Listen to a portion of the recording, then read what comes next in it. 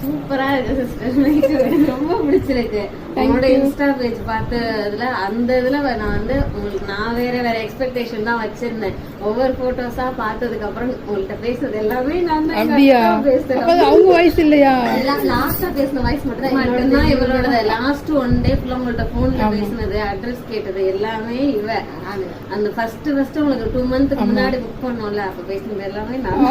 இவங்கதான் பார்த்துட்டு சூப்பரா இருக்கு.